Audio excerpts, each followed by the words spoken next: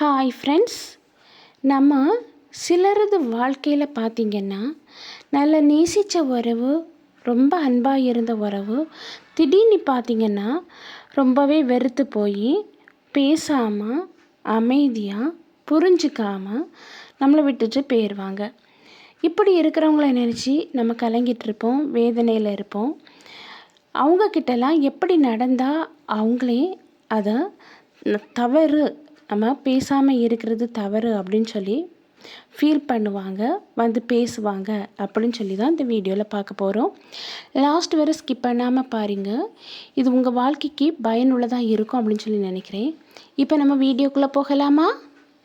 வாழ்க்கையில் உண்மையான சொத்து அப்படின்னா நோயில்லாத உடலும் வேதனை இல்லாத ஒரு மனசும் தாங்க வாழ்க்கையில் உண்மையான சொத்துன்னே சொல்லுவேன். கணவன் மனைவி காதல் இதெல்லாம் கட்டிப்பிடிச்சு முத்தமிட்டது மட்டும் இல்லைங்க, அதற்கு மேலாக தன்னை கூட வாழ்பவரனுடைய உணர்வுகளையும் வலிகளையும் புரிஞ்சு கொள்வது தான் இருக்குது.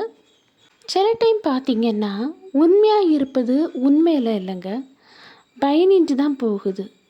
எவ்வளோ தான் நம்ம உண்மையாக இருந்தாலும் சிலவங்க நம்மளை புரிஞ்சுக்கிறதே கிடையாது. எத்தனை சொந்தம் வாழ்க்கையில் இருந்தாலும் ஒரு ஆணுக்கு மனைவி தாங்க, ஒரு பெண்ணுக்கு கணவன் தான். அதற்கு இணை இங்கே வேறு எதுவுமே இல்லை அப்படின்னே சொல்லுவேன். விழுது மரத்தை தாங்கலாம், வேர் மட்டுமே அதை வாழ வைக்க முடியும்.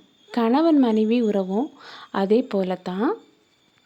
சில உறவுகள்கிட்ட புரிய வைக்கவும் முடியாமல் புரிந்து கொள்ளவும் முடியாமல் போகிற நிலை வந்தால் உறவு பிரிய போகிறது அப்படின்னே சொல்லி அர்த்தம்.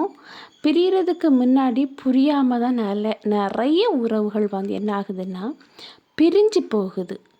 அதே போல் கூட்டில் பிறந்த பறவைகள் பறப்பதற்கு ஒரு நோய் என்று நினைக்கின்றனர். வாழ்க்கையில் பார்த்திங்கன்னா கிடைக்காத ஒன்று தான் சிறந்தது அப்படின்னு சொல்லி நினச்சிக்கிட்டே இருந்தேன்னா கையில் இருக்கிறது எப்போவுமே சிறப்பாக தெரியாதுங்க. ஆனால் ஆக்சுவலாக பார்த்திங்கன்னா நம்ம கையில் இருக்கிறது சிறப்பானதாக இருக்கும், ஆனால் நமக்கு அது சிறப்புன்னு தெரியாது. ஏதாவது ஒன்று கிடைக்காததை தான் நம்ம சிறப்பு மிகுந்தது அப்படின்னு சொல்லி நம்ம யோசிச்சுட்டு இருப்போம். அதே போல் பொறுமையும் தன்னடக்கமும் வாழ்க்கைக்கு வெற்றி கொண்டு வரும். ஒரு வெற்றி வேணும்னா நம்ம பொறுமையாக இருக்கணும், தன்னடக்கமாக இருக்கணும். எப்போ நம்ம பொறுமையாக இழக்கிறோமோ அப்போ நமக்கு தோல்வி வருது அப்படின்னு சொல்லி தான் அர்த்தம். அதே போல் அகிம்சை மாபெரும் நல்லொழுக்கங்க, கோழைத்தனம் மாபெரும் கேடு. அதனால கோழைத்தனத்தை விட்டுறணும். அகிம்சை என்றைக்குமே நம்மளுக்கு நல்லொழுக்கமாக இருக்கும். இதையும் சொல்வதை செய்வதே நல்லதுங்க. ஏன்னா எதில் ஏற்படக்கூடிய விளைவுகளையும் தாங்கக்கூடிய சக்தி அதற்கு மட்டும்தான் உண்டு. வேறு எதுக்குமே உடல் உறுப்பில் எதுக்குமே எதையும் தாங்கக்கூடிய சக்தி இருக்காது. ஏன்னா இதயத்தில் பல கவலைகள் வேதனைகள் எல்லாமே நிரம்பியிருக்கும். இப்போ உங்களை நேசித்த உறவு, உங்ககிட்ட நல்ல பாசமாக இருந்த உறவு உங்களை புரியாமல் பேசாமல் இருக்குதுன்னா நீங்கள் அவங்கக்கிட்ட போய் எவ்வளவுதான் புரிய வச்சாலும் கண்டிப்பாக அவங்க புரிஞ்சுக்க போகிறது கிடையாது. ஏன்னா நீங்கள் சொல்கிறது அத்தனையுமே பொய்ன்னு சொல்லி முடிவு பண்ணிடுவாங்க சிலவங்க. அதனால் கொஞ்சம் மௌனமாக அவங்கள விட்டு கொஞ்சம் விலகி வாங்க. அதே போல் நம் மனசு ஒரு இடுகாடு. நம்ம ஒவ்வொருவரும் வெளி உலகத்துக்கு காட்டாத பல விஷயங்களை அங்கே தான் புதைச்சி வச்சுருக்கோம். உண்மைதானே? ஒவ்வொருத்தருக்கு மனசுலேயும் என்னது யோசிக்கிறோங்கிறது நமக்கே தெரியாது, அதாவது அடுத்தவங்களுக்கு தெரியாது. அதனால தான் அது ஒரு இடுகாடு அப்படின்னு சொல்லியிருக்கு. கண்ணில் பட்டது எல்லாமே தனக்கு தான் அப்படின்னு சொல்லி தேடி தேடி போய் நிற்போம். ஆனால் இந்த கண்ணில் கண்டது எல்லாமே நமக்கு அப்படின்னு சொல்லி நினைக்கிறது தப்பு. ஏன்னா உரிமை இருக்கிற இடத்துல தான் நமக்கு சொந்தம் உண்டு. எதுவுமே உரிமை இருக்குது அப்படின்னு சொல்லி சில உறவுகள்கிட்ட போய் நம்ம பேசுவோம். அங்கே அவங்க நம்ம எந்த இடத்துல வச்சுருக்காங்க அப்படின்னு சொல்லி அவங்க சில டைம் சொல்லும்போது தான் தெரியும். இங்கே சிரித்து பேசி மயக்க தெரியறது கிடையாது, அதே மாதிரி அழுது பேசி சாதிக்கவும் முடிகிறது இல்லை. அப்போது நம்ம வாழும்போது பொய் பேசுறதும் இல்லைங்க. உண்மையை பேசி தயங்கினதும் இல்லை. அப்போ இப்படி உண்மையாக பேசி இருக்கிற உறவுகளை காண்பிக்க அதை புரிஞ்சு கொள்ள முடியாத உறவுகளுக்கு நம்ம பிழையாக தான் இருப்போம் என்றைக்குமே. இப்போ பொய் பேசி நடித்து வாழ்கிறவங்கள நல்லா நம்புது இந்த உலகம். உண்மையை பேசி உண்மையாக வாழும்போது நம்ம மீது யாருமே நம்பிக்கை வைக்கிறது கிடையவே கிடையாது. எதுவும் என்னென்னைக்கும் நிலைக்காதுங்க. சில விஷயங்களை நீண்ட காலம் நீடிப்பது போல தோன்றும், ஆனால் அதுவும் நிலைக்காது. அனைத்துமே சிதைக்கிறது. தொடங்கும் அனைத்துமே முடியும். இந்த உலகத்தில் எதுவுமே நிரந்தரம் கிடையாது. இதை முதல்ல புரிஞ்சுக்குங்க. புரிந்து கொள்ள முடியாத மனதிற்கு துணை எதுக்கு? எவ்வளோதான் இருந்தாலும் உங்களை புரிஞ்சிக்காதவங்க உங்களுக்கு துணையாக இருந்து எந்த ஒரு பிரயோஜனமுமே இல்லை. எவ்வளோதான் உறவுகளுக்காக நம்ம அனுசரித்து வாழ்ந்தாலும் சில தருணங்களில் நம்ம நமக்காக வாழ்ந்திருக்கலாம் அப்படிங்கிற ஒரு விரக்தியை நம் உறவுகளே நமக்கு தந்துடுது.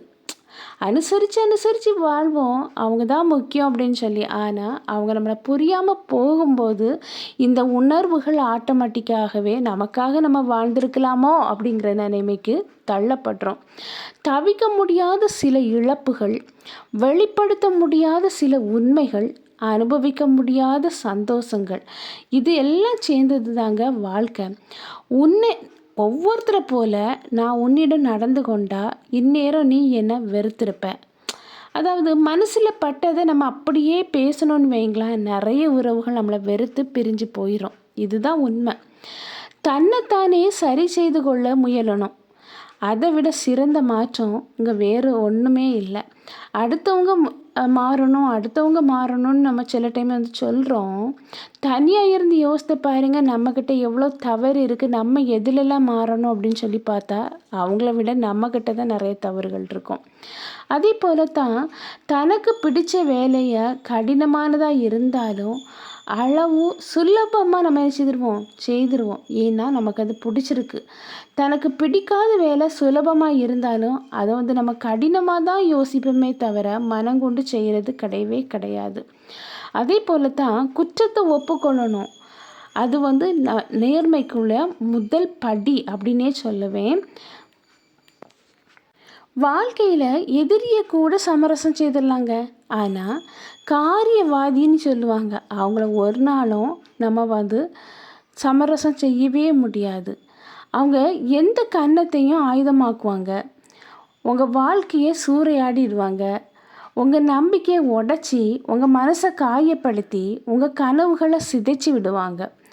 உண்மையான எதிரி கூட நேர்மையாக இருப்பாங்க. ஆனால் காரியவாதி இருக்காங்கல்ல, அவங்க உங்களை மெல்ல மெல்ல மெல்ல மெல்ல என்ன செய்வாங்க, அழிப்பாங்க. அவங்கள நம்பி உங்கள் வாழ்க்கையை வந்து ஒரு நாளும் தொலைச்சிடாதீங்க. காரியவாதிகள் பெரிய ஆபத்தானவர்கள். சில உறவுகளை வந்து நம்ம அதாவது ஃபோனில் வர அழைச்சி பேச உரிமை இல்லை அப்படின்னு சொல்லி தெரிஞ்சோம், அழிக்க மனம் இல்லாமல் இருக்கத்தான் செய்து. இந்த அலைபேசியில் பல எண்கள் வந்து அப்படி தான் இருக்கும். அவங்ககிட்ட பேசி பழகிறதுக்கு உரிமை இல்லை அப்படின்னு நமக்கு தெரியும். ஆனாலும் அவங்க நம்பரை நம்ம மொபைல்லேருந்து அழிக்க முடியாது.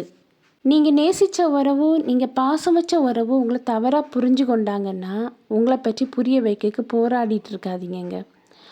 உலகத்தில் வந்து விமர்சிக்கப்படாத மனிதர்கள் யாருமே இந்த உலகத்தில் இல்லை. இன்றைக்கி உங்களை புரிஞ்சிக்காமல் உங்களை பிடிக்கல அப்படின்னு சொல்லிட்டு போகிறாங்கல்ல, ஒரு காலத்தில் அவங்களுக்கு தான் உங்களை ரொம்ப பிடிச்சிருக்கும். அதனால் இந்த உலகத்தில் எதுவுமே நிரந்தரம் கிடையாது. அதை நினச்சிக்கிட்டு உங்களை புரியாமல் பிடிக்கலன்னு பேசாமல் போகிறாங்க தெரியுமா, அவங்க முன்ன வாழ்ந்து காணிக்கணும். நீங்கள் வாழ்ந்து காணிக்கும்போது அவங்க ஃபீல் பண்ணுவாங்க, ஐயோ இவங்களை போய் மிஸ் பண்ணிட்டோமேன்னு சொல்லி. அழுதுட்டு இருந்தால் கண்டிப்பாக அவங்க ஃபீல் பண்ண மாட்டாங்க. உங்கள் வாழ்க்கை தரம் குறையும். தயவு செய்து அதுலேருந்து நீங்கள் வெளியே வந்துடுங்க. பிடிக்கலை புரியாமல் பேசாமல் போகிறாங்கன்னா சரி போயிட்டு போட்டு அப்படின்னு சொல்லி 2 கையும் விடுத்து கும்பிட்டுட்டு சிரிச்சிட்டு வழி அனுப்பி விடுங்க. இது உங்கள் வாழ்க்கைக்கு ரொம்ப நல்லதுங்க. நீங்கள் அதே யோசிச்சுட்டு இருந்தீங்கன்னா கண்டிப்பாக நீங்கள் ஃபீல் பண்ணுவீங்க.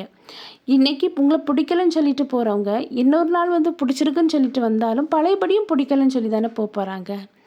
எதுவுமே நிரந்தரம் இல்லை அப்படின்னு சொல்லி நீங்கள் மனசுக்குள்ளே ஃபிக்ஸ் பண்ணினாலே நீங்கள் அதுலேருந்து வெளியே வந்துடலாம். ஓகே ஃப்ரெண்ட்ஸ், நான் உங்களுக்கு இந்த வீடியோ பிடிச்சிருக்குன்னு நினைக்கிறேன். நான் உங்களை நெக்ஸ்ட் வீடியோவில் மீட் பண்ணுறேன். அதுவரை பை, see you.